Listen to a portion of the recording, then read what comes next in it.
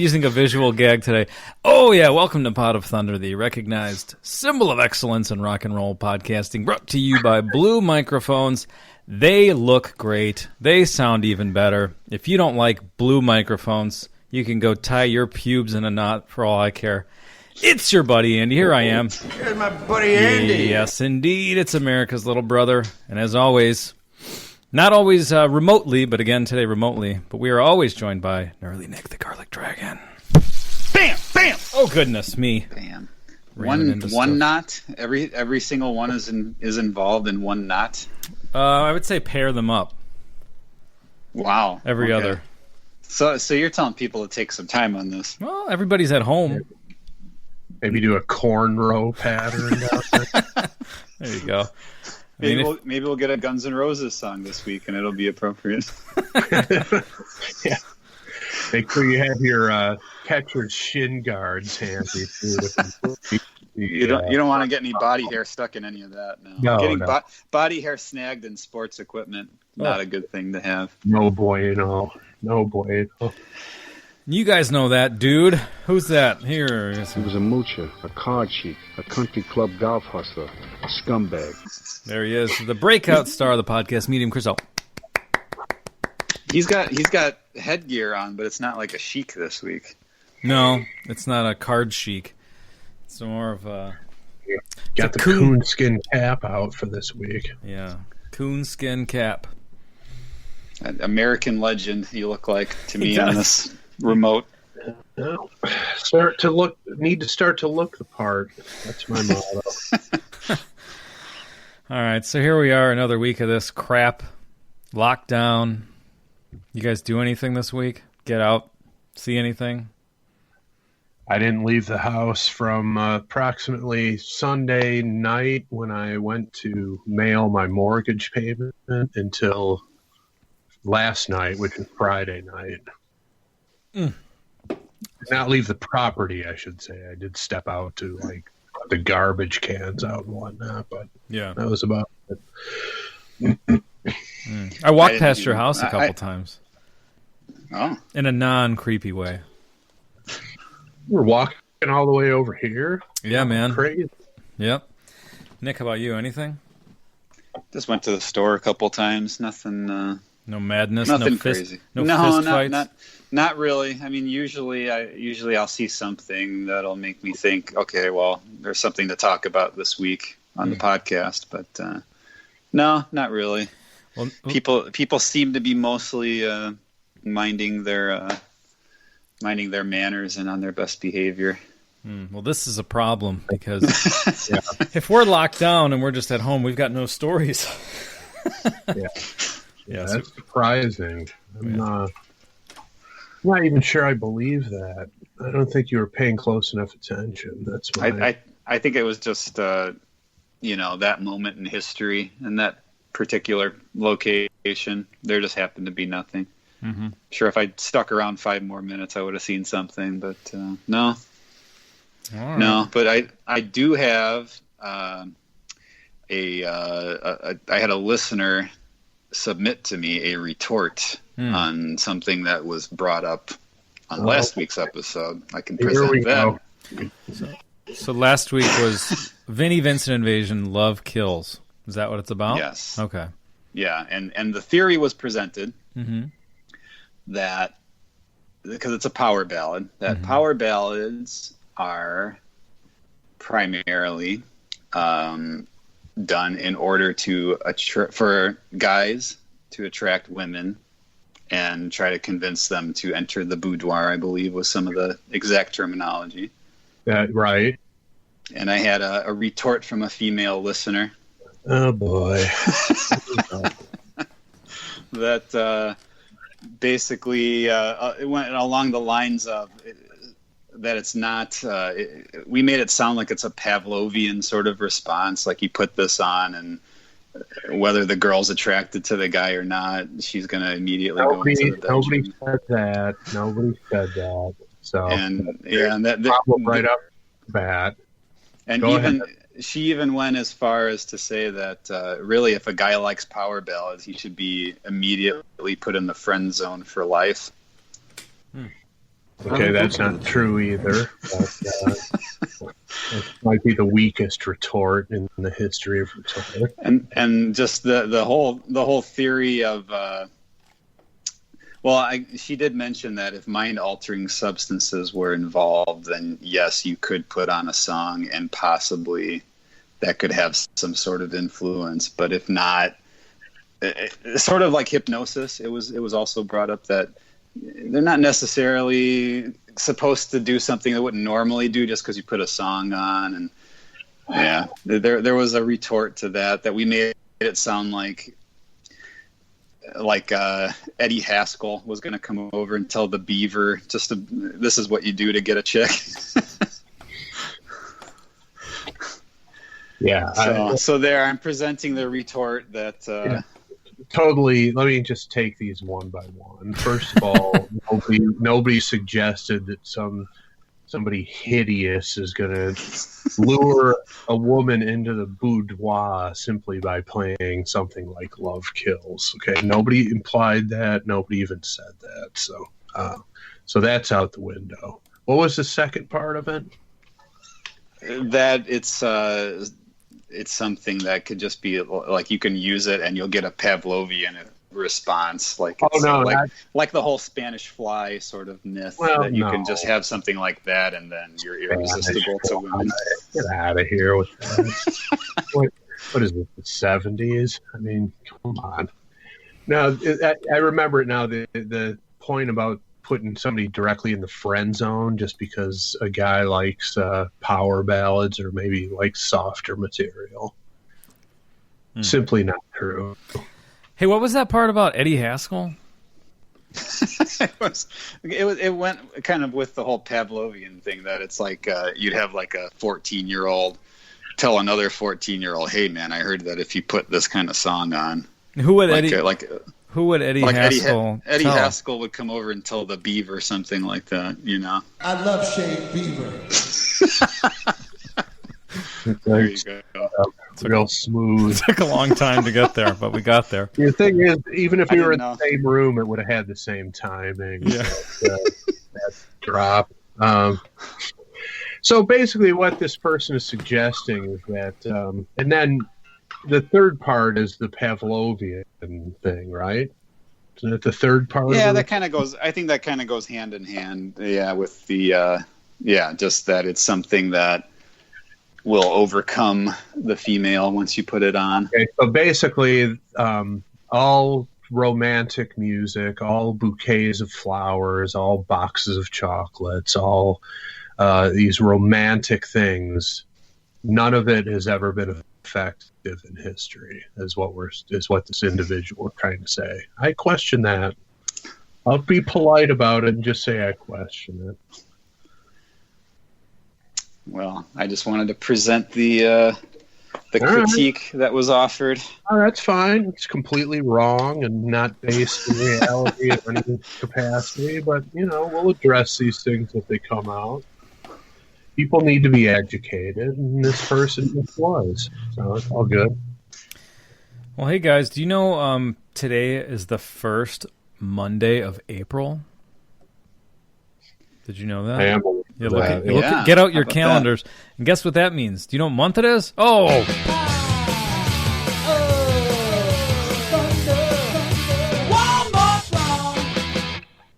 I thought you were trying to lead me to talk about Leave It to Beaver again. I was ready that time. It's Beaver month. Well, in many ways that you could make that connection. Well, Chris is wearing the coon skin. You might have a beaver skin cap that we haven't seen yet. There's one on his wiener.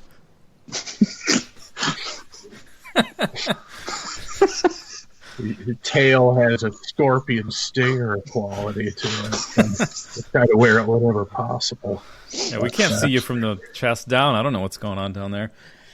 Nobody does in these remote communications. I think 90% of the population is stripped below the waist when they're having work meetings and whatnot. So, might as well. This is the time to do it. All right. So, you were probably going to say this, but this Pot of Thunder month is commemorating our 7th anniversary of doing this show. Yeah. It's quite a milestone. I was thinking about this, putting in perspective recently, and usually my time frame for tapping out of things that aren't very successful is about 6-ish years. That's what I did with both the music and the coffee shop. So I have exceeded that with 1 year for this non-successful undertaking. Hats off. There you go. Well, I did it for you. I tapped out after 6 years. So. That's true. Yeah, somebody tagged you back in, and you flew back into the ring at one point. So, but yeah, it's a long time. I don't even think. It seems like podcasting has become a lot more trendy and popular in recent years. So we've been doing it way earlier than anybody thought it was cool. So yeah, pretty that's impressed true. with that.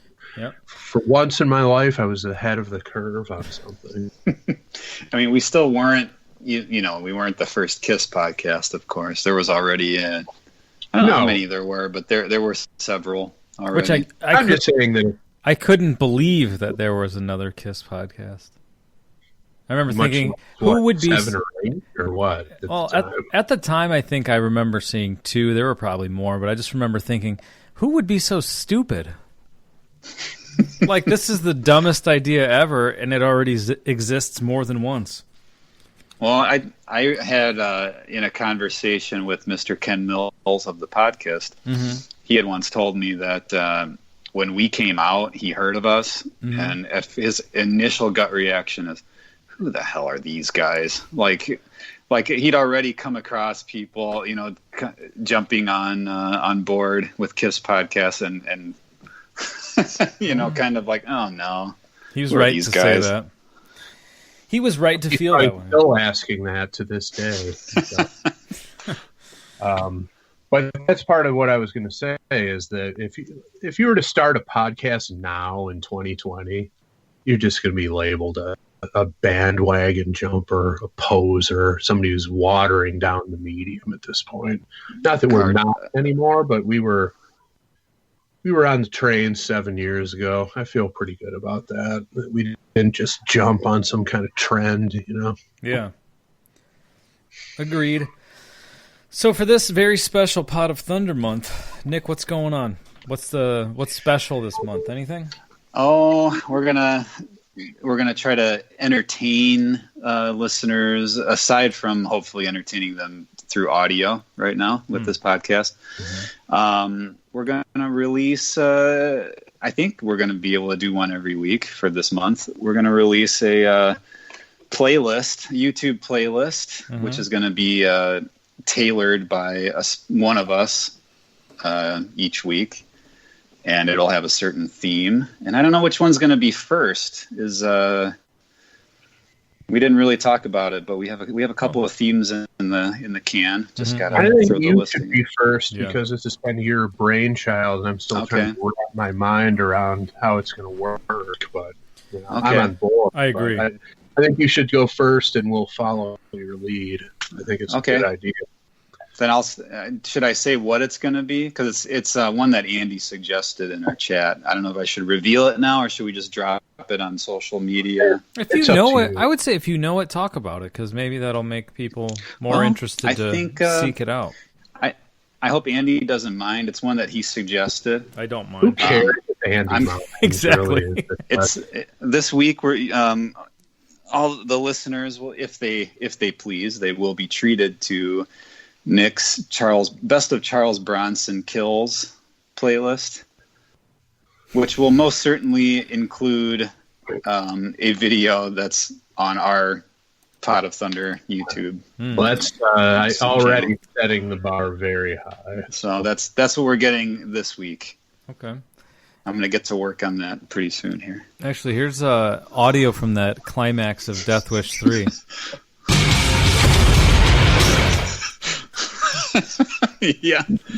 Yeah. They're in the apartment building. when he pulls out the rocket launcher. He's playing for keeps. I don't know if there's a better one than that. They're in an apartment room or an apartment building living room, and he pulls out a rocket launcher. I think it was behind the couch too. Yeah. He happened to keep one there. Happened to be sitting in the exact right spot at the right time. He's in the same room with the person. Yeah, the guy's pointing the gun And at him. I'm going to shoot you with a rocket launcher while I'm in the same 12-foot room with you.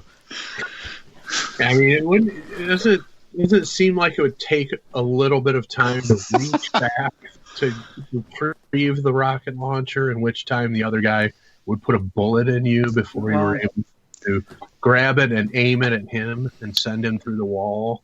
If you've seen these movies, when he is in full vendetta mode, he's extremely well prepared.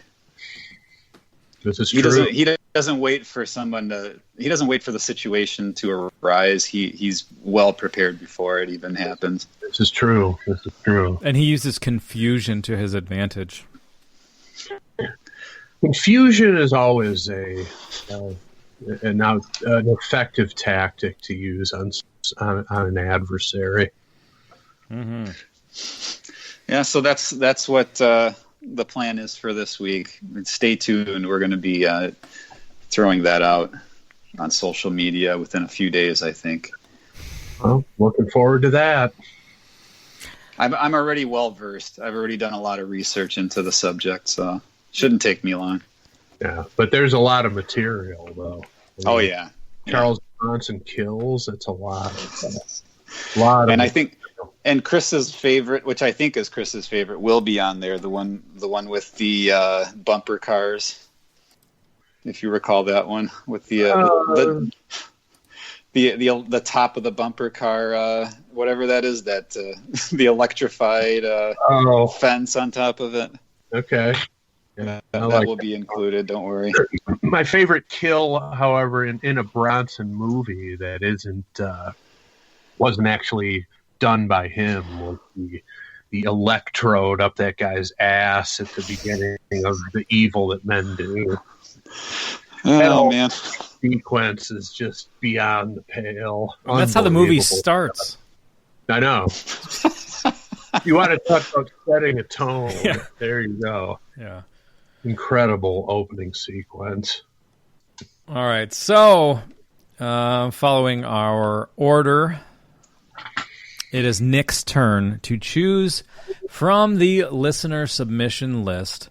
So it's that time that I will fire up the Bozo Pewter because I'm in the room with it, and then I will look at what number we get, what song comes out, and quickly send it to Nick to be approved or bushwicked. So here we go. Gonna fire it up. Stand by. Let's go over to the Bozo Pewter.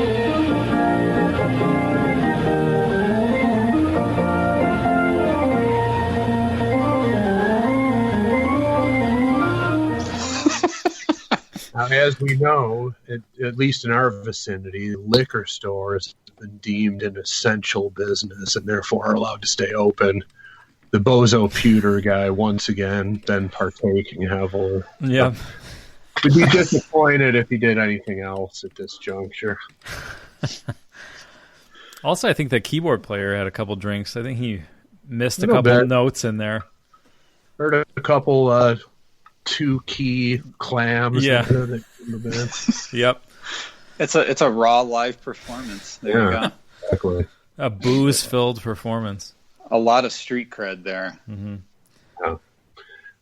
All right, so I got a number. I texted it over to Nick, what song it is. We will see what he thinks. It's number 1960. Ah, there it is. Okay. Yeah. I'm Oh, gonna do that. Wow. Look at this. Yep. I feel good about that one. I haven't kept track, obviously, but I feel like this is the first time in a long time that Nick has picked the first song to come up. So I think you're right. Yeah. I've had a few duds lately. he's a tough guy to please right off the bat. Most of the women in Northwest Indiana will tell you that.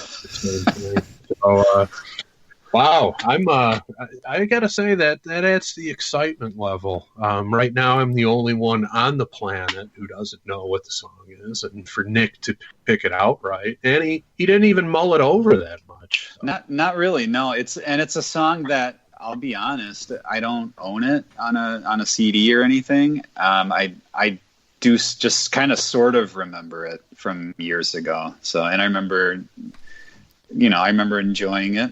And the album that it's on, and I thought, why not? Never owned the album. I think we had. This is back in the days where we had. I think our older brother might have taped it off of somebody. Because I do remember having access to some of the songs, at least on this album. But okay, with now knowing that Jay might have liked this, kind of adding a sense of danger. I could see Jay enjoying this song. I don't know. I'll have to hear it though. It's been a while. I just all right. Seems like it's a good one for now. I'm so far pretty stoked about the selection process. So I'd say we move ahead. Nick, do you want to announce it? Sure. All right. And you're going to be the guy. Here we go. Turn the microphone over to Chris Jericho. All right, Helen. This one's called Battle Stations. Off of Bill and Ted's Bogus Journey. by the band Winger. Ow! Ooh. First time Winger. And great soundtrack from what I recall. Kind of topical because isn't the third movie in production right now? Yeah, I think it has. I don't know if is it done? It's been a while. I don't know. I know that I've seen images from the filming of it, so it is happening finally. Yeah. But because when is this? 1990, maybe. I don't know when this album is. 90 or so. Yeah. The second Bill and Ted film. Yep. Yeah. I don't think I ever saw this one. You guys seen it? Yep. I think it's better than the first one. I always liked it better. I think Andy will agree. The Grim Reaper is fantastic. He's great, but I think I like the first one better. Oh, okay. This one's a little darker. I don't like it as much. It spooks me. Maybe I'm a little darker too. I don't know. I think so. I'm easily spooked. So there you go. Nick's a little darker from the waist down. Yeah. So I mean, I remember, I think, the chorus of this song from the movie because it's definitely played in the movie. And isn't there a weird alien guy or something named Station? Yes. Station who's like a genius or something like that. Yep, that's correct. Yeah. So this song, unlike the Rat song that we had several episodes ago, which was a soundtrack from Point Break, which is also a Keanu movie, correct? Oh yeah, that's right. Theme here, interesting. We might. Who knows? There might be a Devil's Advocate soundtrack pull. Oh, wouldn't that be great? Wouldn't that be great? Now, this, unlike the Rat song, which I believe was played pretty much just running over the closing credits, this song is interjected during the film. Is what you're saying? I'm fairly certain it's during isn't it kind of a montage? Maybe Andy remembers. It's a montage where they're kind of gearing up for a big battle or something, right? Or a confrontation. I can't remember, Nick. I that's what I'm gonna say. I think so. It's been a while since I've seen it, but I think so. All right, so 1990 this came out? I'm trying to look it up. Around then, yeah. I don't remember the year. I think, wasn't the first one like 87 or 88? So, yeah, probably around there. I'm just wondering where this falls in relation to Winger's rise and subsequent fall. If this was on their upswing or at their apex, or as we're heading down. This is 91. Yeah. 91. Mm-hmm. So probably right before that. A lot of people are of the opinion that not only the advent of grunge, but the presence of the Winger T-shirt and Beavis and Butthead. Yeah. Who was that kid who wore it? I can't remember. Stewart. Yeah. Which the Shout It Out Loudcast guys reference Stewart pretty often. Really? Yeah. Like in what capacity? I'm pretty sure they make fun of Eddie Trunk and call him Stewart. Oh, dear. like that. Yeah. Pretty sure that's what's going on with them. But anyway, they're often singled out for Stewart's wearing of a Winger T-shirt as that being a key element in them essentially vanishing from the music landscape in the early 90s, whereas they were, I don't want to say on top of the hair metal heap, late 80s into the beginning of the 90s, but they were up there. They were definitely had a lot going on MTV and pretty popular. Also, you know, the subject of some ridicule with Kip's ballerina moves in some of the videos, but as we'll get into, I'm sure, in this episode, you know, definitely top shelf musicianship in this band. So, and I remember I had the cassette of the debut album around whenever that was, like 88 or something. I had the tape, and I remember, like, I still, I don't know if this is wrong of me to admit, but 17 is still a great song. Oh, hell yeah. Given the, you know, the subject matter, whatever, but the song itself, it does something to me. I don't know if that's revealing too much, but it certainly connects with me musically. Great riffing throughout. Is just a great groove to it. I totally agree with you. This song, I must say, I don't believe I've ever heard. So are you familiar? New discovery time for me. Are you familiar with the soundtrack? No, I never saw the movie either. So it's one of those big soundtracks where they seem to get a shitload of bands on board. So I'll just read you some of the artist names here in order. We've got Slaughter, Winger, Kiss, God Gave Rock and Roll to You, Neverland, Richie Kotzen, Steve Vai, Faith No More, Megadeth. Faith No More. What song is that? Oh, theirs is on there. The Perfect Crime. I think everything on this soundtrack is original to this soundtrack, which is also pretty cool. That could be, yeah. Oh, okay. That's cool. Yeah. Isn't Satriani on it too? Sorry, I might be skipping ahead. I thought Satriani was on it. I don't think so. I think it's just Steve Vai. Okay. So hold on. I thought well, never mind. Maybe we'll find out. I thought the Reaper's rap was Satriani, but I could be wrong. It says Steve Vai, Reaper rap. Oh, that's Vai. Yeah. Okay. And so is the Satriani Reaper. had a song that was left off of the soundtrack. It ended up being re-recorded as "Sexy Little Thing" on the album. I can neither confirm nor deny that that's total bullshit, but that's just what I've heard. Or it could have been Bigfoot. I don't know. One of the two. Bigfoot? So this is our second soundtrack around the same era too, right? Yeah, both last week. Second soundtrack song. Variety. So, real quick, interesting. Who submitted this one? Real quick, let me finish telling you the last couple artists, just because we made it halfway through. So there's Megadeth, Primus, King's X, Love on Ice. Do we know Love on Ice? I don't know Love on Ice. I do not. And then Steve Vai. So there you go. Wait a minute. So there's stuff from the movie that's not included.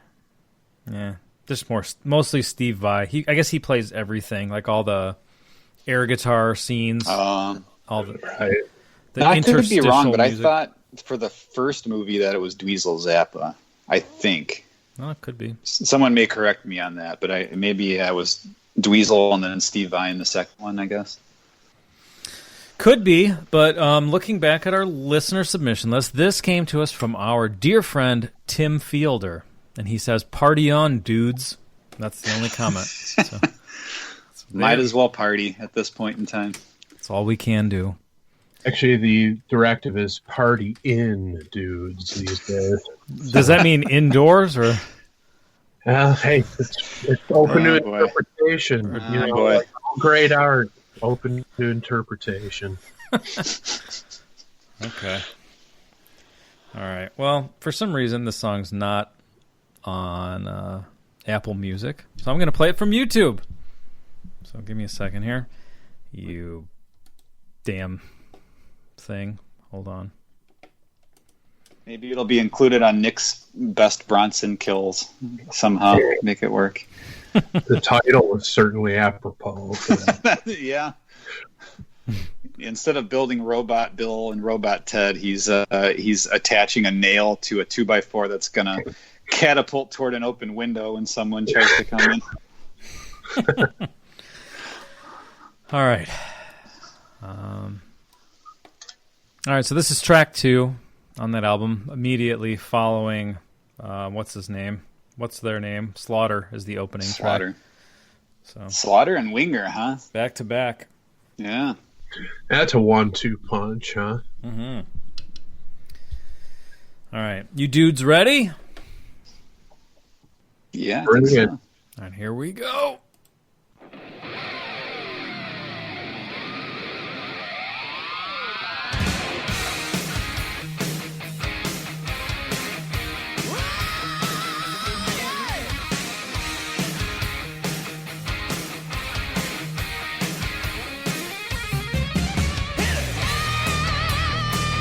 He says, hit that it. was- Nick says, Hit. stop it. Stop it.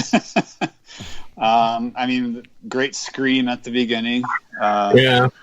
And that little guitar run, that was, I know Chris mentioned musicianship of the band. I'll admit I'm not terribly familiar. I know they were all studs. I know that Kip Winger played with Alice Cooper, so he was no slouch. Right. Didn't he play with, wasn't Kane Roberts in the band at the same time? Could have been, I think. Man, oh man, those two guys together. Could you imagine having both those guys on stage with you? Yeah, feel like- weird feelings would be boiling up in everybody. I'm sure they were. So I don't know who the guitar player is, but that was a really, like, it reminds me of like Derek Frigo kind of guitar run. yeah, Like a really smooth, kind of really fast, but like kind of a fluid kind of a feel, like really smooth.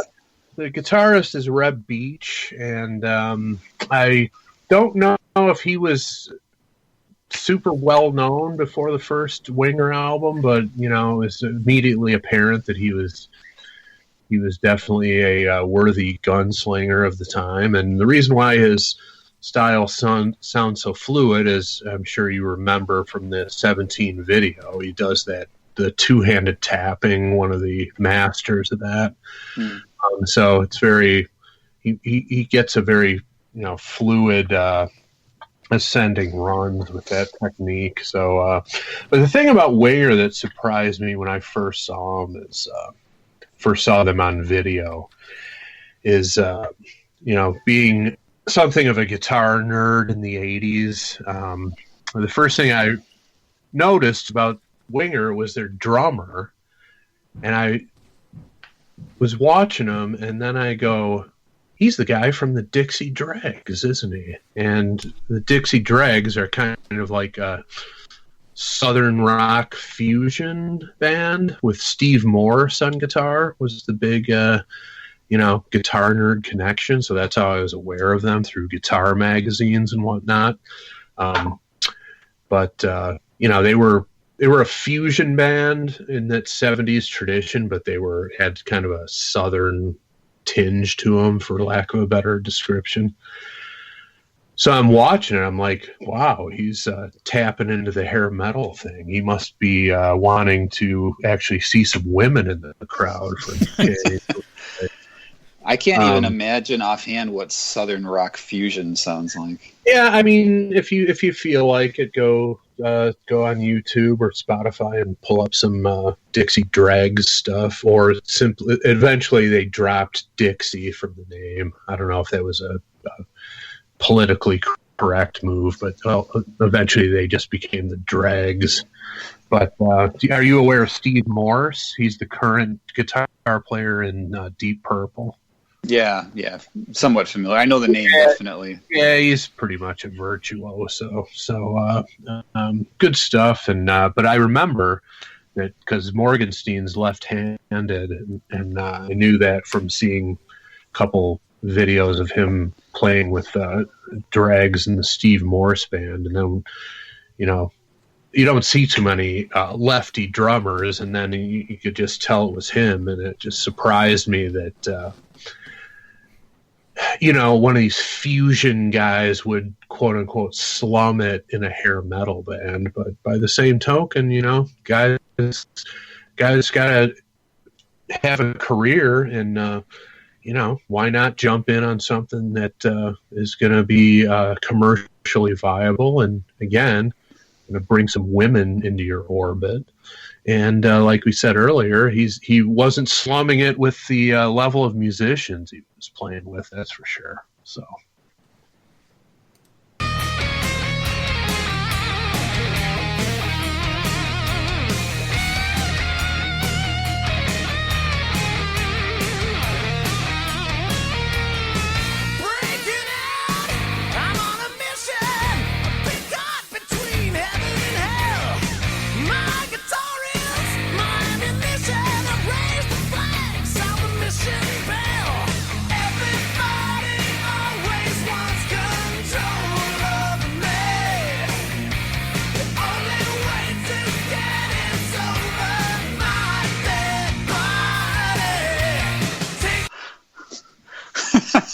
So I didn't get every lyric, but I like some of it. Was kind of cliche, kind of eye roll, but I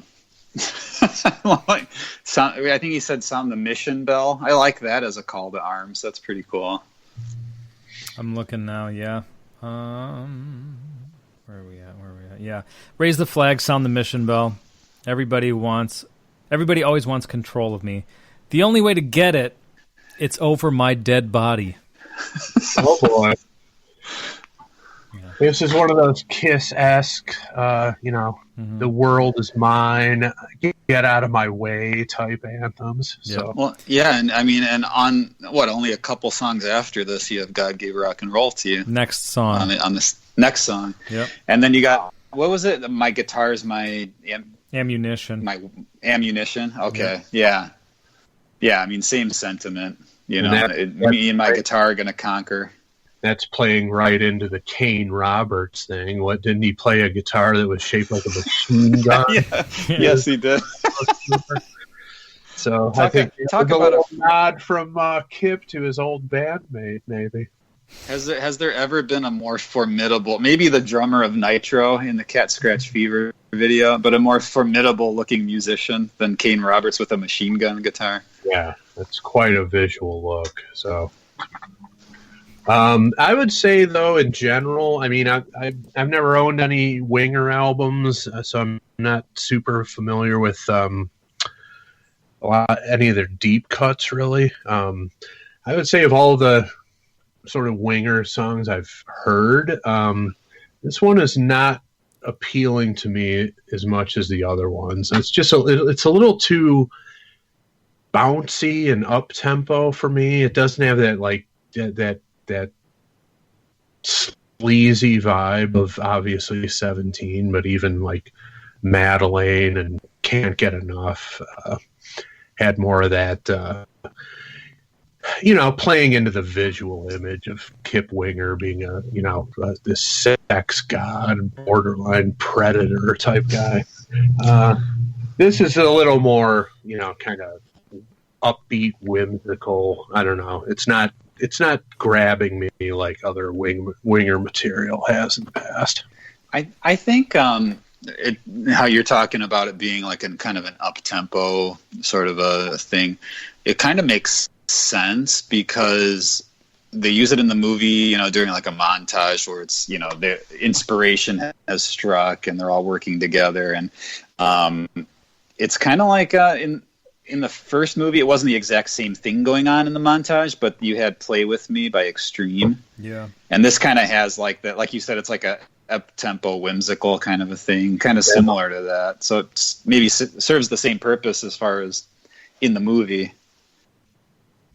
Understood. And, maybe they were hip to the script, and I'm not really sure if what if it's what's the chicken and what's the egg in terms of like, do bands get the script and they write it accordingly, or do they just plug in material where they seem it would fit? But it seems like they would probably knew ahead of time, given the the use of the word battle and all that stuff. So and it really seems like in some cases they must know what's going on in the movie. Like I was just listening while I was working from home. I had just random stuff coming up on YouTube, and "We Don't Need Another Hero" came up by Tina Turner. Uh-huh.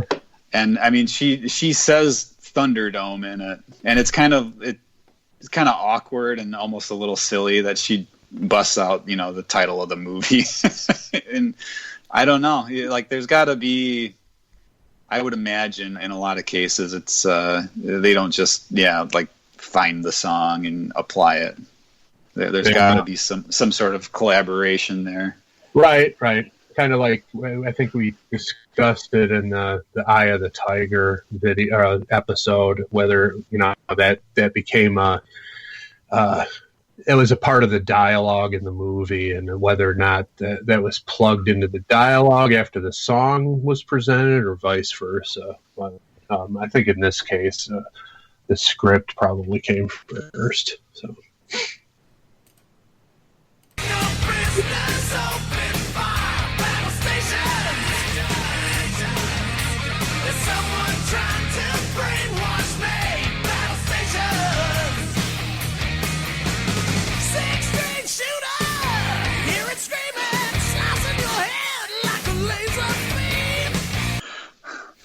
I heard six-string shooter.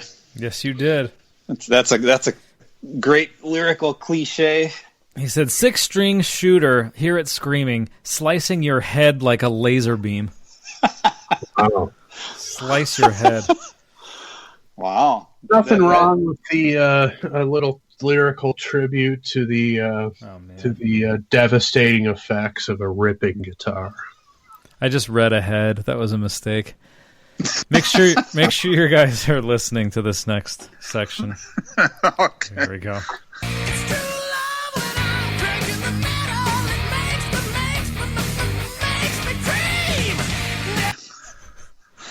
I think I knew what he said there. Yeah, I think I caught the last bit, which is probably the most important part. We had a Paul Stanley-esque kind of hesitation before the last word there. Oh, Yeah. Yep, he said it. It's true love when I'm cranking the metal. It makes me cream. There we go. Oh, there you have it. Oh, boy. I feel like that was a placeholder. And then he sang the wrong version. Yeah, like if you looked at the lyrics inside of the album, it says something different. Yeah. Like a dream or something. Yeah, but nope, makes me cream. There it is. Well, there you go. He went all the way with that one. Mm-hmm. No prisoners taken at that point. No.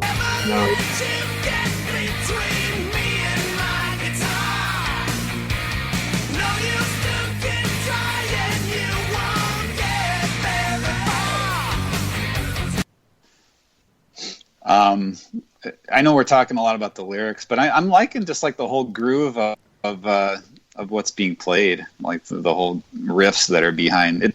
I mean, it's the lyrics, or the vocals rather, are definitely the main attraction here as far as what's being put forth. But I'm liking the song actually quite a bit. And did he say something about someone trying to take his guitar away from him? And get between him and his guitar. Yeah, never let you get between me and my guitar. Well, okay, this is a challenge to all the listeners out there. I'm going to guess roughly 50% or more. How many of you guys out there get that feeling that someone's trying to come between you and your guitar on a regular basis? I have a feeling it's over 50% of our listenership. Someone's trying to get in there, huh? Yeah, maybe someone's already gotten in there. Mm-hmm. Maybe it's almost a sort of a bigamy at this point. Now we're getting back into Osmond territory.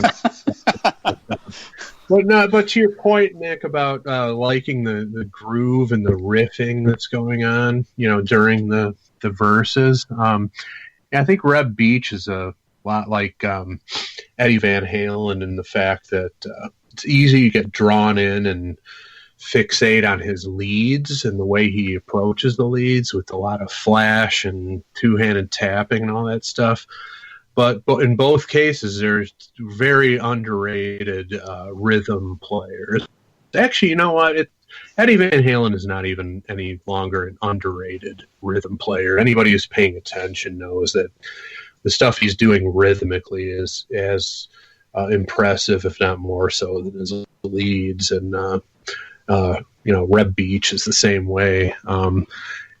People bag on the song 17 because of the lyrical content, and again, you have the shirtless Kip Winger doing the ballerina spins in the video or whatever. But those riffs going on throughout that song, the rhythm playing in that song, that's what makes the song. And I think whether people even realize it or not, that's what attracts them to that song. So.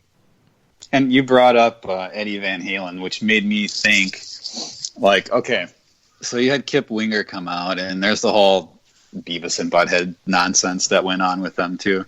But you had guys, the hard rock guys who were like, Winger or whatever, like, dismissive, and, like, musically, these guys are all ringers, I would say. Yeah, and even the very hirsute rhythm guitarist, keyboardist Paul Taylor, I believe is his name.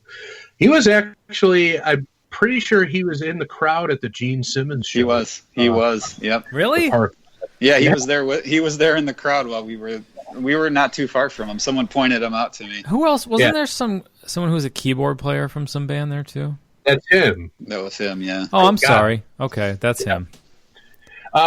He was, pretty, as far as I can recall, he is a pretty notable session guy throughout the 80s. So, again, a guy with a formidable reputation. So, yeah, I mean, say what you want about the songs and the presentation, the musicianship in Winger is can't be questioned. But even the presentation, I'm calling the reaction to the presentation somewhat into question, because we're talking about Van Halen and kind of drawing some comparisons. I mean, you had David Lee Roth doing ballerina moves and all gymnastics and stuff, and the kind of the shirtless, great looking, long hair, all that kind of stuff. Very like. Almost an air of like threatening to take your woman away from you, kind of a thing. There you go. And I'm wondering why would a lot of guys be dismissive of Kip Winger and not David Lee Roth? Is it because the bass guitar is involved? I was just about to say that it's like because he's not just a vocalist. He's a bass player who's the front man, and like, even though you need a suspension of disbelief when you watch these videos, people think like, oh, when he stops playing and goes into a ballerina spin, they kind of get put off by that. That's the only thing I can really point to. I mean, I agree with you in general that they were kind of unfairly eviscerated over that sort of thing. So, I mean, like the whole involvement of the bass guitar, there's the whole reputation of the bass player being like the least popular guy in the group, like just kind of written off in general. And maybe that was too much for people, that the bass player was ascending to this status. But I know there's a very different vibe between these two guys, but why don't people feel that way about Lemmy? Well, and I was just about to bring up Phil Lynott of Thin Lizzy. There are guys another sex god who commanded the audience and was the clear front man of the band. So I'm not sure it's necessarily the instrument. I think it's more of the fact that when he stops playing the instrument and goes into some hip thrusting / ballerina twirling moves that just kind of put people off visually. I don't know. I think you're right about the Beavis and Butthead thing too, because that's like when that show was on was probably when I was, I don't know, almost a teenager, maybe even a little bit before. But my perception of Winger was always that they were nerds, and it probably came from that show. It's not based on listening to the music. It was just, oh, Winger. And it also sounds like, oh, yeah, you probably like Winger. It sounds like, it's almost like Winger kind of, or something. Kind of like that, Trickster, just all the similar names for hair metal bands. And really the Stewart Beavis and Butthead thing is almost akin to the Billy Squier Rock Me Tonight thing, with these theories of some innocuous thing on MTV destroying an artist's career. I think they're right on par with each other. Yeah, but I also think that if the Stewart thing didn't happen, it wouldn't have made a difference. As far as like they wouldn't have transitioned into sound been delivered by the Seattle scene and all that, but I don't think they would have more been forgotten completely than been the butt of jokes. Really, probably the way it would have gone. Yep. So, Andy, can you expound on the whole Lemmy comparison?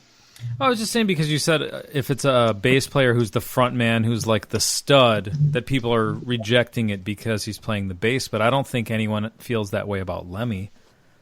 It's like, oh, Lemmy played the bass and he sang and he's awesome.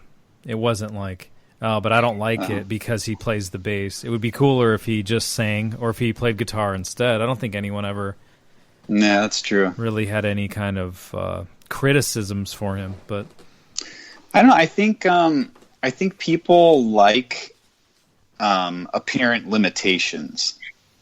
Like, I mean, I like Motorhead a lot, but Lemmy was not. He doesn't move on stage. Yeah, he is famously fairly limited in his musicianship.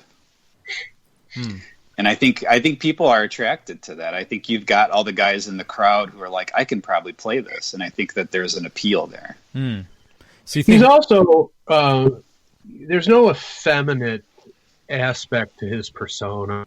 Same with Phil Lynott. I think Kip Winger doing the ballerina moves and being more of a pretty boy sort of lends that effeminate vibe to him, which you don't necessarily mind in just a singer vocalist only. You almost expect that diva-esque posing and carrying on stage, but when that person is a player in the band, you maybe regard that person differently, whether it's a guitar or a bass or whatever.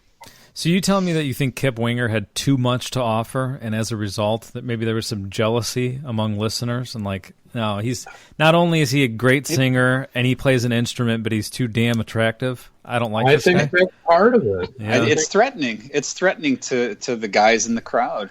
I think that's an extremely viable theory. It's like, no, you're supposed to be, if you want to be good looking, go ahead, but I'm supposed to be the one who can do the artsy thing. You can't do both. Yeah, and you can't play a stringed instrument better than I can. That's just you're supposed to look like Lemmy with 2 or 3 huge boils on your face and missing teeth and stuff. And then, if you steal my girlfriend, that's on her. But when Kip Winger comes around, your girlfriend is already stolen. So forget about even. Forget about getting in between Kip Winger and your girlfriend. You will be shoved aside by the girlfriend.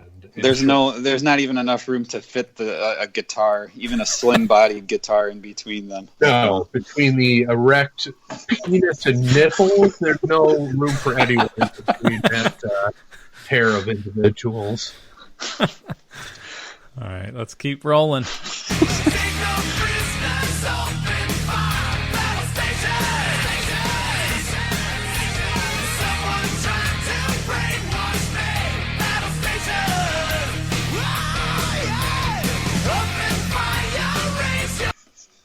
I'm sorry, I stopped it again. It's all right. So when he's doing those screams, those oh yeahs, Mm-hmm. tell me that's not a recording from one of our episodes that Jericho was on. That sounds just like Jericho. Like that, the voice is very similar. You're right. Like when he does his oh yeahs. I hear it now. It sounds like Winger doing it.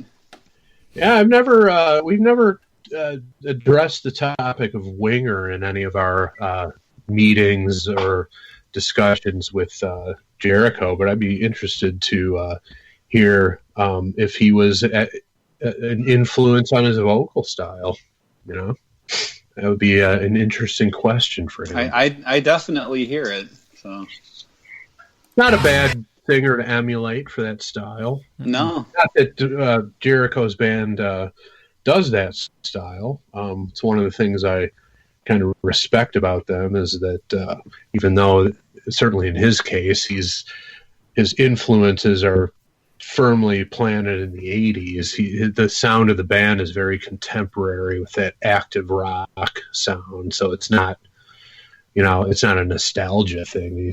They're definitely doing what's contemporary and what people who are into hard rock music are listening to today in terms of stuff that new stuff that's being released.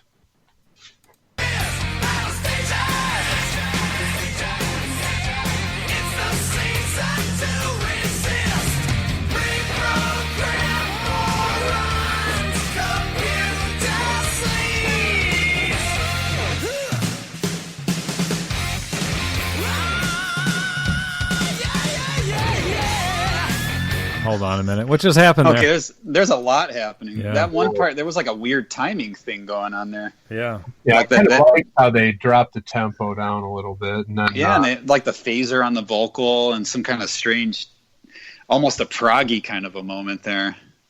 yeah, well, which would make sense given again the musical background of some of these guys, especially the drummer. So Yeah, and that that part right before, which I'm guessing we're getting a solo right now, where we had like the sort of drum fills going into a couple of like guitar accents and things like that, reminds me of it's kind of an Ace Frehley move, like Rip It Out had that, and wasn't it Breakout also had that, where you had do do do do, and then the drums would take it for a little bit, and then the whole band comes back. Mm-hmm. Yep. So it kind of had like an Ace Frehley's Comet kind of a feel there. And did you catch the very few lyrics there? No, I was not sure what was happening. It was cool, but I couldn't get my finger on it. Timing was strange. So these were the lyrics: pre-programmed morons, computer sleaze. That was it. Well, And that goes into the guitar solo. I like computer sleaze. That's apropos these days for sure. Yeah. Plenty of computer sleaze out there. All right. Well, I rewound it a couple seconds, and let's check out the solo. Here we go.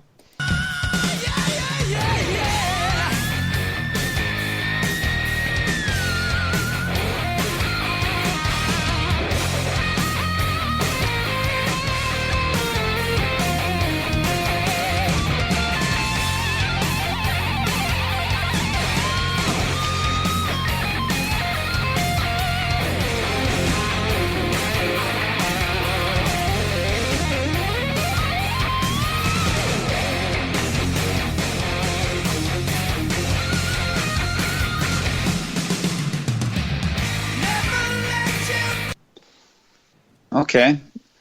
The first thing that occurred to me is I know the solo was happening, but we had a different rhythm section, musically a different composition there happening rhythmically. Mm-hmm. What am I saying? But yeah, what's under the solo is completely different than anything else we got, and totally sounds to me like something from the Thunder in the East album. It's got that sort of like it's got that kind of a vibe to it, like the same kind of tone, riff. same sort of like composition to the riff, I was going to say the exact same thing. You know, it's got that, and even some of the like the whammy bar soaring and stuff was very Akira-esque, and you know, Reb Beach just kind of tore it up there. And it really, like, again, I'm gonna mention Derek Frigo, just like a couple of Enough's Enough albums that I have. The lead playing really reminds me of stuff that would be on those. Very similar to my ears. And then that super high note at the beginning of the solo. I'm assuming if you looked up the tablature for that solo, it would say you'd have to do a full bend on like the 53rd fret or something like that. On the high E string. Yeah, I'm not even sure how you would indicate that on tablature, much less sheet music. It's kind of those things. I don't know how you would even define that, but you just basically hit a note pretty high up and then pull it even higher with like your recessed Floyd Rose tremolo. So yeah, those guys got pretty crazy with those blocking trims by the late 80s. So they were doing all sorts of crazy stuff.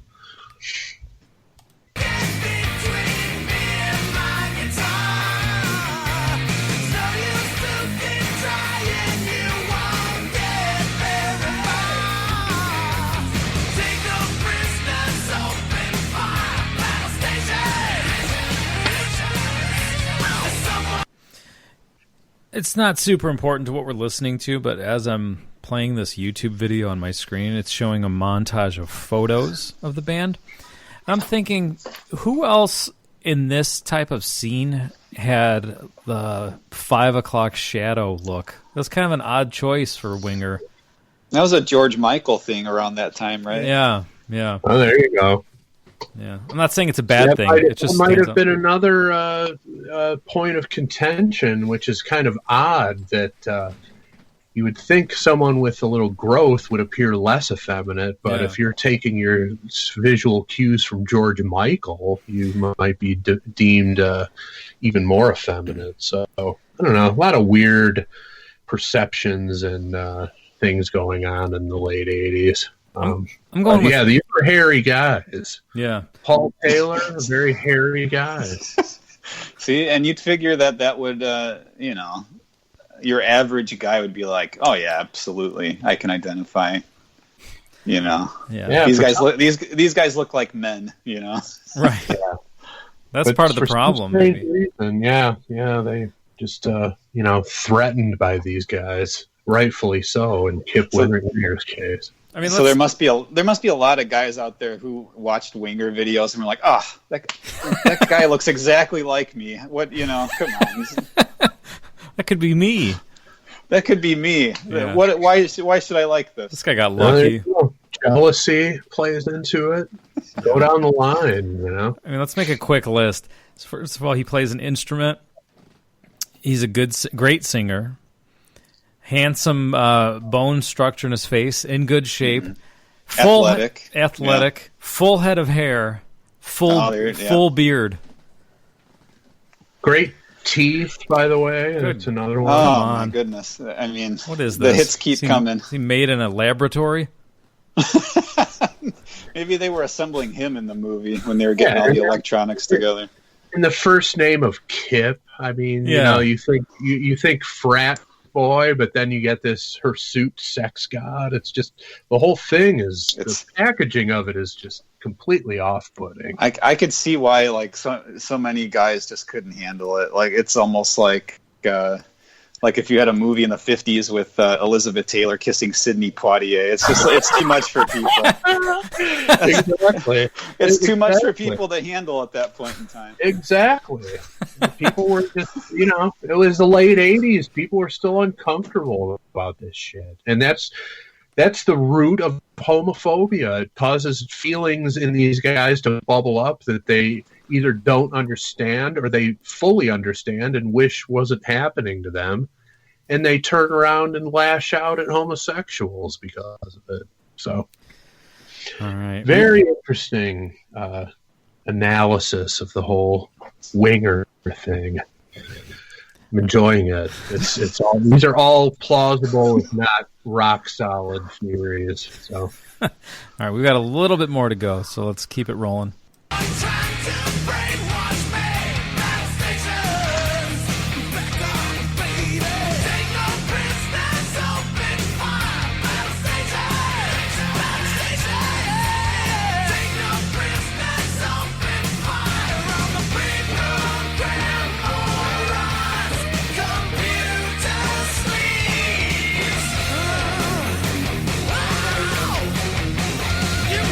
loud.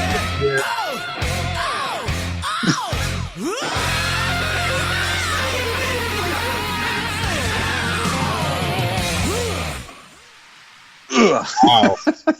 There it a is. lot of thrusting at the end there. Yeah, they brought back the loudness riff and then kicked into an almost Who-like ending. That was pretty impressive.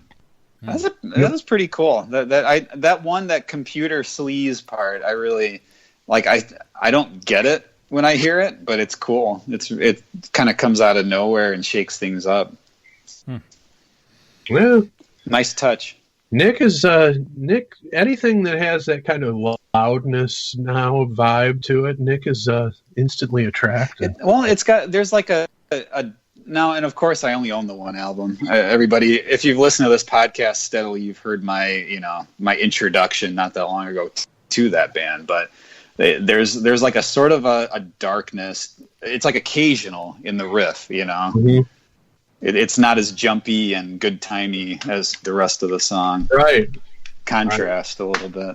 Yeah. Well, there you have it. Battle Stations from the Bill and Ted's Bogus Journey soundtrack. Nick, you chose this song, so it's your turn to vote. Sweet Surrender or Kick in the Crotch. What are you going to give it? I'm going to give it a fairly Sweet Surrender. Oh. It's Sweet Surrender! Hell yes! Sweet Surrender with even a little bit of high fructose corn syrup, which you're supposed to avoid typically. Is that a good thing? It's supposed to be a bad thing. They put it on food labels a lot if it doesn't contain it. They like to boast about that. They want to brag about it, yeah. Yeah, I some of it came back to me from the movie. I mean, it's been years and years since I've watched the movie, even though I own it on DVD. Mm-hmm. But I liked it. It was a fun song, and unfortunately, with the audio setup that we have right now, being remote, it doesn't sound awesome in my little earbuds here. I will be queuing it up and checking it out to get a little bit better, sound quality.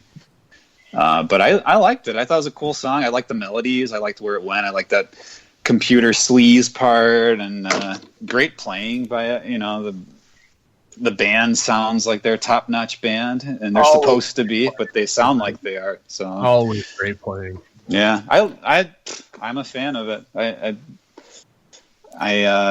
I give it a very Sweet Surrender. So who wants to go next? Chris? I'll go. I maybe not as much sugar as Nick's vote, but I'm going to give it a Sweet Surrender. All right. It's Sweet Surrender! Hell yes!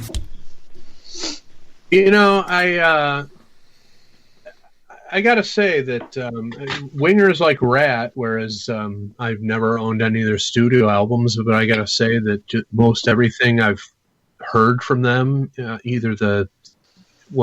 not either, it was pretty much any of the MTV hits or what you would hear on rock radio at the time. I always liked it. And, again, a guitar nerd like me in the 80s is drawn to shit hot guitar playing and other playing, and I was definitely picked up on that right away. Pretty much everything they did just was outstanding musically, and I always liked it. Wasn't compelled to buy any of the albums, but I might have to change my mind on that and delve back in and check out some of the deep cuts. I've heard really good things about the I think their third album called Pull, Mm-hmm. which was one of those, from what I understand about it, was one of the sort of like their revenge, meaning they were trying to get with the times and be a little more grungy, if for lack of a better word, but almost like the Subhuman Race by Skid Row and that type of album. Warrant had an album that kind of was heavier in that way. So that might be a good starting point. Yeah, I again, almost like, how STP got such a bad rap with the fucking baseless Pearl Jam comparisons. I just think that Winger got a bad rap because of the 17 video and the lyrical content combined with the Beavis and Butthead thing. But, in terms of that type of music, that music style, they were at or near the top of the heap, certainly in terms of musicianship, but they had some good material.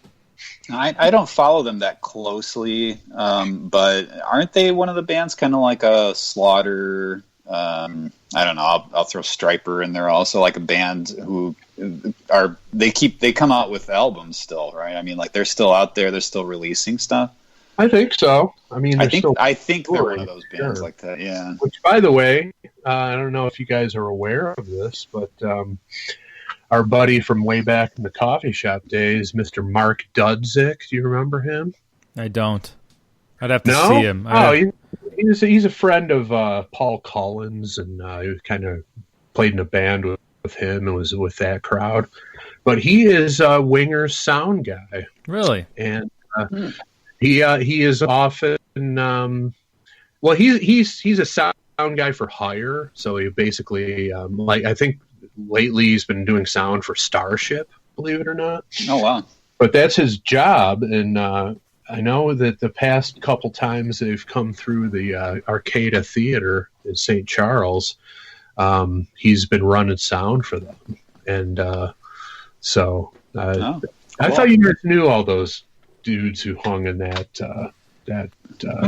social circle, but I knew a few of them, but not everybody saw the Flying Errands and thought I want to hang out with those guys. Well, very that's rarely. true.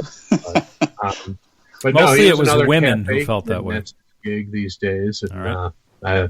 One of these days, I think the last time Winger came through, he had signed, taken another gig, so he wasn't their sound guy. But he said anytime he comes through with them or really any other band to St. Charles, you can get me and probably you guys on the guest list. And Wow. so I'd love to see Winger. I mean, again, the level of playing is outstanding.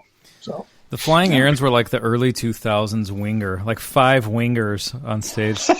All the men in the audience they didn't want to become friends with us.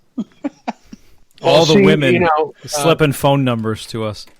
Now, if you had the very equally hirsute Nick playing the bass without his shirt on and doing ballerina moves, it might have changed your trajectory. Could have been. This is why guys like you need a manager to point these things out to you. Yeah. Yeah, it's too little, too late right now. Doing things like that, doing the John Lennon cover. I mean, Which one? These are missed opportunities that could have Which cover? Sent you to the stratosphere. Okay. Which cover? And who?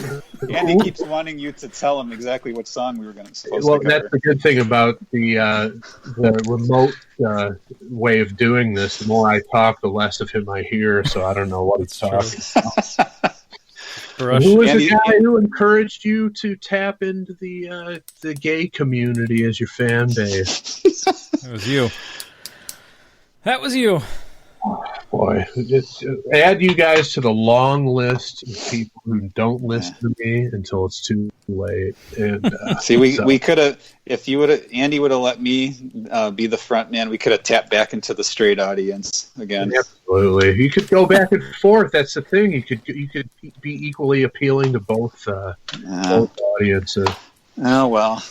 Oh yeah. Hindsight's 20/20. Yep. All right. Well, I too will give this song a sweet surrender. It's sweet surrender. Hell yes. But before I tell you how sweet, let me quickly look up how tall Kip Winger is. Is this going to be something that's going to make you like him or not? If he's too tall, it's not sweet anymore. I'm taking That's it back. the end. Yeah. If this guy's tall too, I'll be very. He angry. might be the Abraham Lincoln of rock bass players. He better be. He better be shorter than me. I'm surprised they never had him with his shirt off splitting logs in the video. I think they did that in the grunge phase that Chris was talking about on the Pool album. Got a little dirt under their nails. Did you find it right yet? No, I can't find it. I looked it up, and it's a bunch of these sites where it says height, and then there's no answer. So maybe it's a secret. That can't be right. That's Maybe they're withholding that information so as not to break the spirit of every man on the planet. Yeah. Maybe they withdrew it in the wake of the coronavirus scare. Yeah. When I find out he's 6'4", that's it. I'm done with Winger. Okay, I've got a height measurement for him, but it's in meters. So do you have a comparison or a conversion? We can do this mechanism. Yeah. It's 3 point something feet per meter. I forget, but are you okay? Well, that might make sense here. I've got 1.87 meters. Oh, come on. So not even 6 feet. No, meters are not the same as yards. Meters are. It's a little bit more. Yeah. 1.87 meters is 6.135. So he's over 6 feet. This dick. Okay. Yeah. He's a complete package. I mean, come on. I hate this guy. Well. So you're changing your vote now? Yeah, taking it back. No, Plus, in searching for that information on Google search, I clicked over to the images results. Every one of these pictures makes me want to kill myself. I mean, who can compete with this guy? Yeah. The rejection of him is clearly rooted in abject jealousy. There's just no way around it. Oh, I'm glad we figured this out today because I didn't really have much of an opinion on Winger, and now I get it. So. You get the resentment. I get the resentment, yeah. Yeah. And I get, I mean, like I told you, I felt that way, but I didn't know why.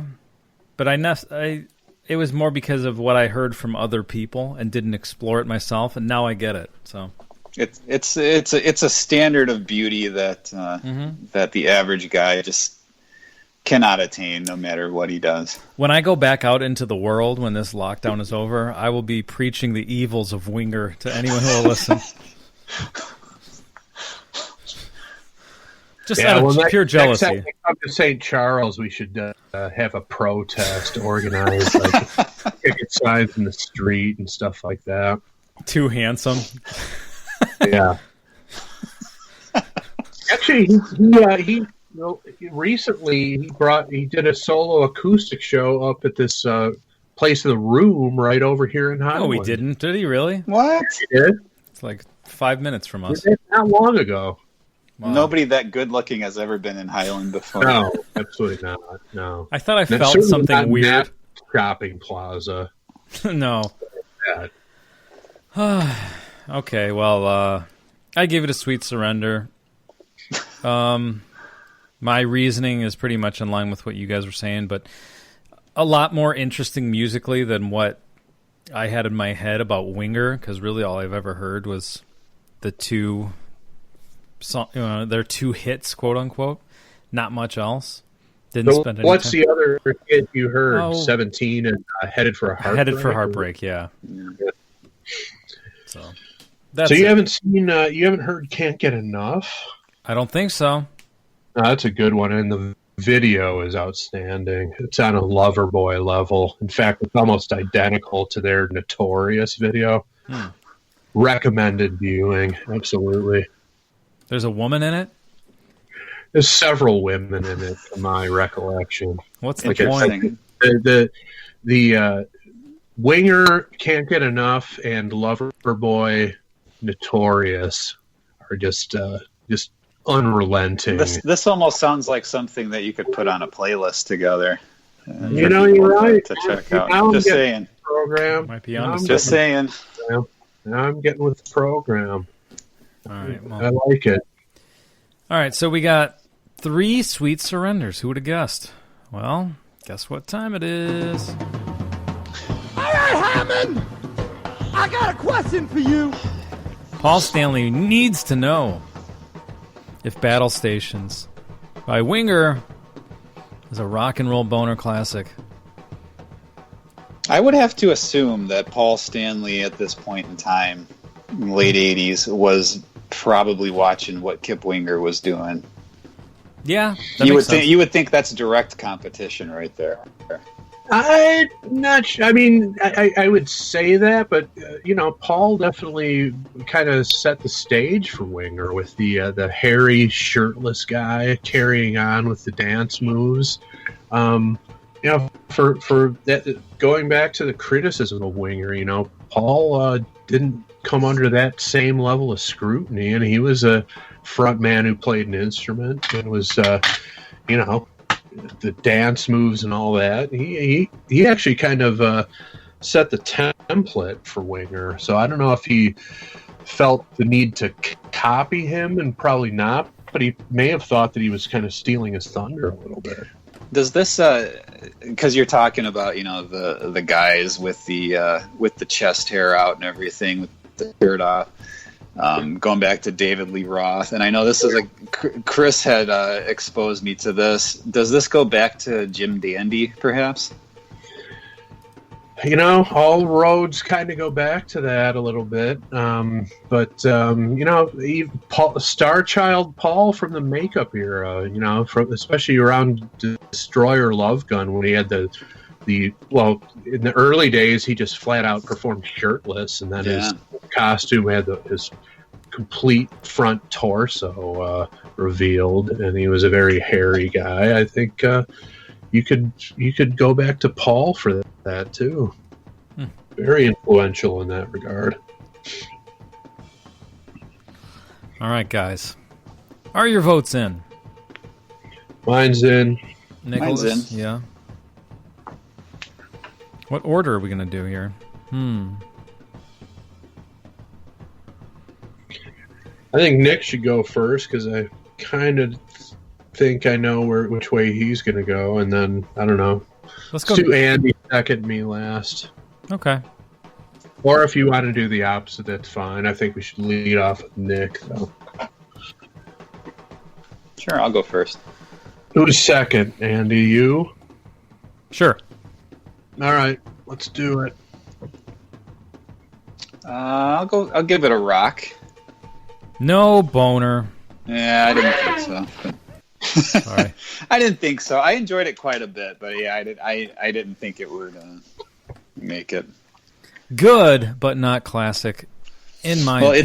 It's that if he was 5'11" and 3/4, that would Andy might have had a different vote. Yeah, I think the revelation of his height just kind of killed it for Andy. No. Any enjoyment he found in it was out the window. We got that information. It's too much for me. So there you go. We're sorry. If you disagree with us, you got to just deal with it. That's just the fucking way it is. Andy would love it if there was a scandal that came out that Kip Winger had been wearing elevated shoes for years. He wears lifts. It's possible. All right. Well, guys. Cool song, though. I liked it. Yeah. Cool. Fun song. Guess what time it is? Swing away. Yes, Chief.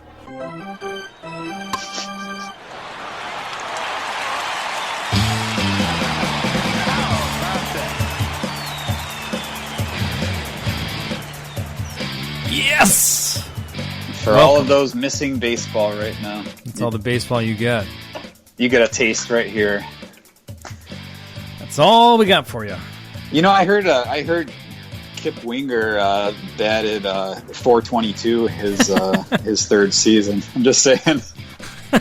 I heard it was 40-40 season too. I'm just throwing that out.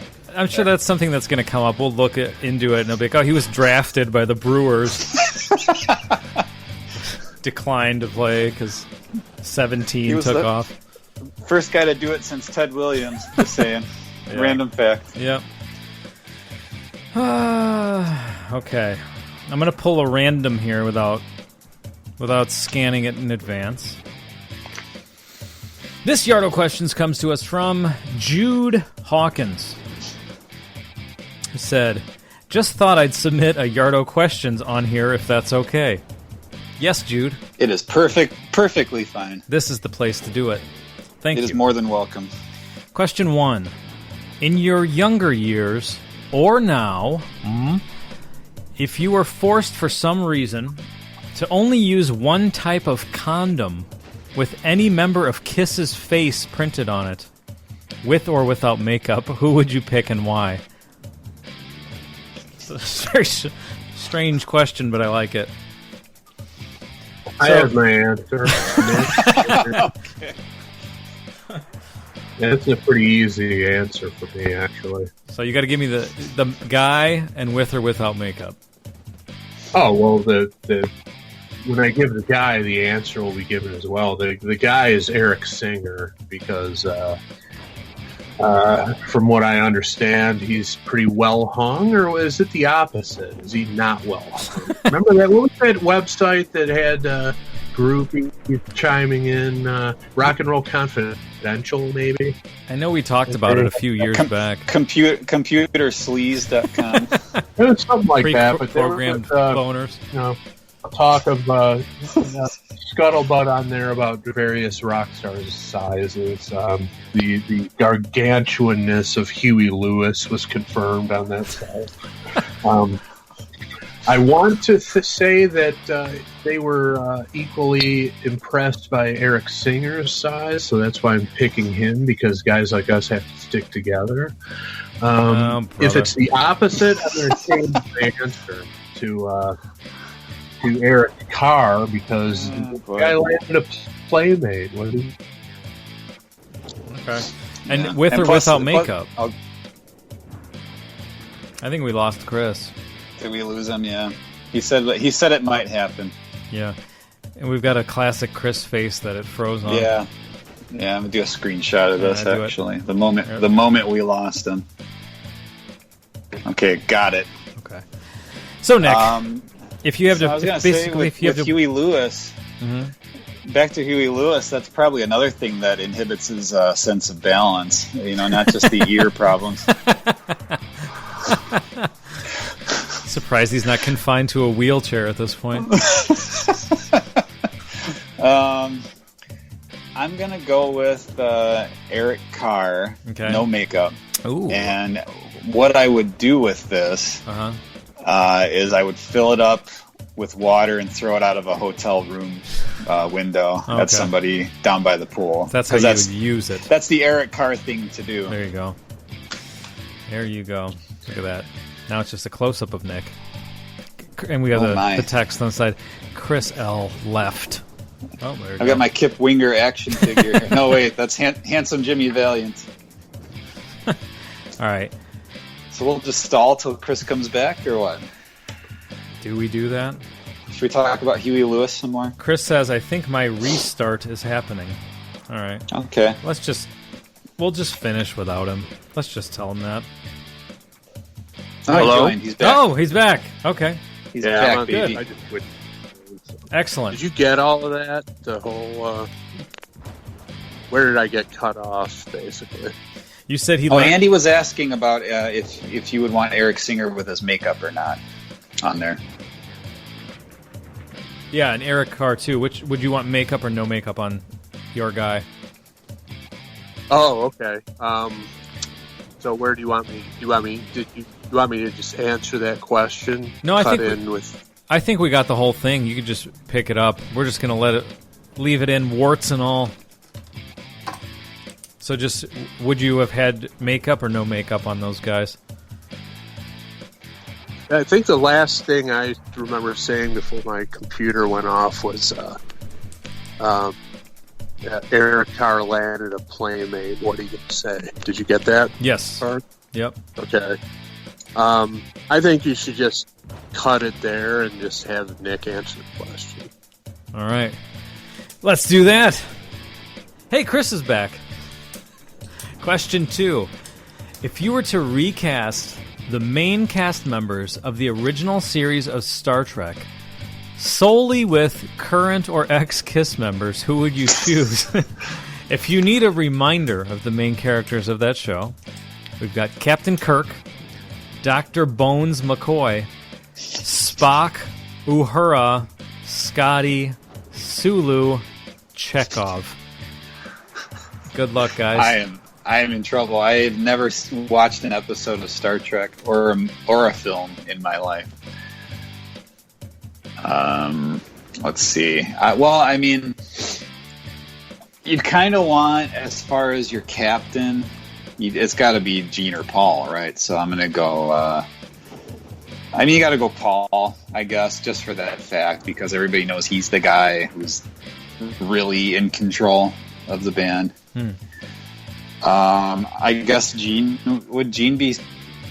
Well, I don't know. I guess Bruce Kulick could be Data. Does Data count?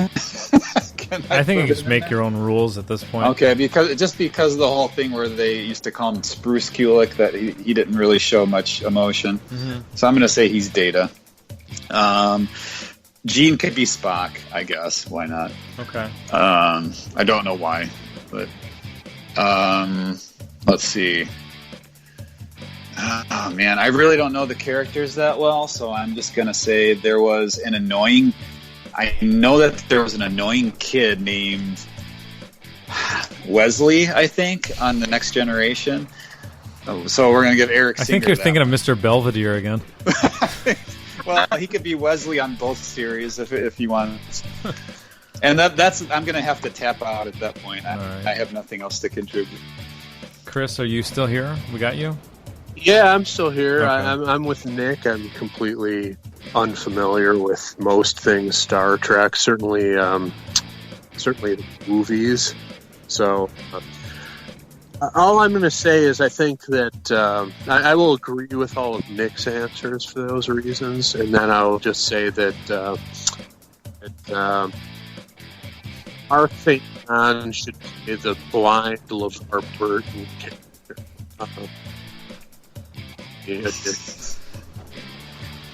Who would be the LeVar Burton? It cut out a little bit on us. Mark St. John. Okay. That role. Okay. Good. I thought you said he'd be a Klingon. Well, that could work too. Anchoron, Klingon, all of that is Mark St. John. No, I've never watched an episode, but I have seen that they play it on MeTV like 9 o'clock every Saturday night. So I'll see it on, and then I've fallen asleep and had the show that comes on afterwards on, and it threw me for a loop big time. Okay. It was Buck Rogers in the 25th century. Okay. Right. And it was just like, I mean, I think it's like early 80s, late 70s. It was just like sex. Really? Like selling sex as a... Well, I mean, it wasn't like people in the act or anything, but it was just like with the outfits and the people on the show. I woke up and I'm like, what in the world is on right now? Like, it really kind of threw me. Wow. Never seen it. And I looked it up. Marky Post did, in fact, make an appearance on the series. So with Kip Winger in the same episode. It's going to be Loverboy Notorious, Winger Can't Get Enough, and the Marky Post episode of Here's the Well, you got me. By any man on the planet to get through that entire trifecta without masturbating. I don't think it can be done. All right, question 3.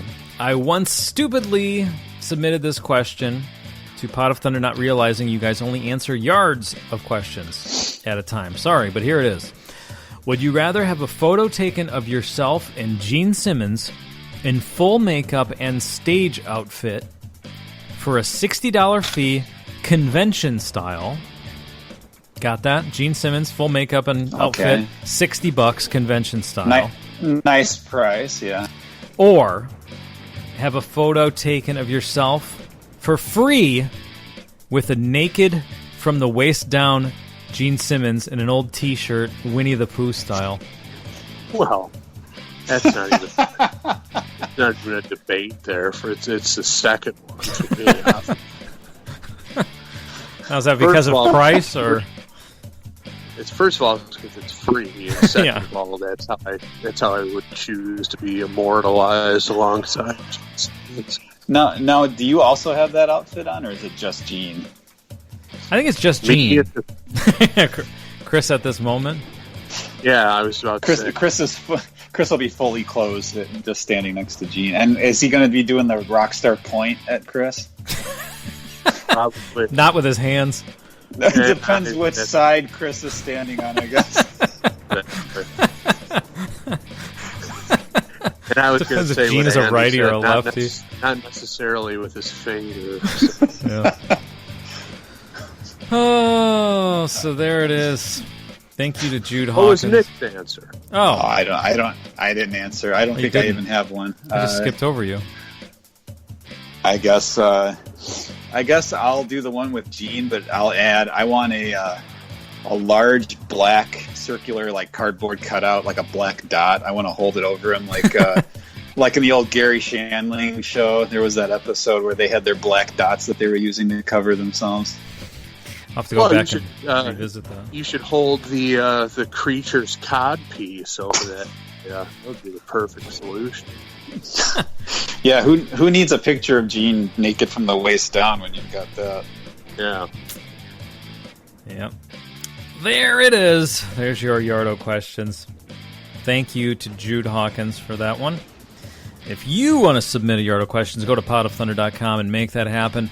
And don't you dare forget that this month is...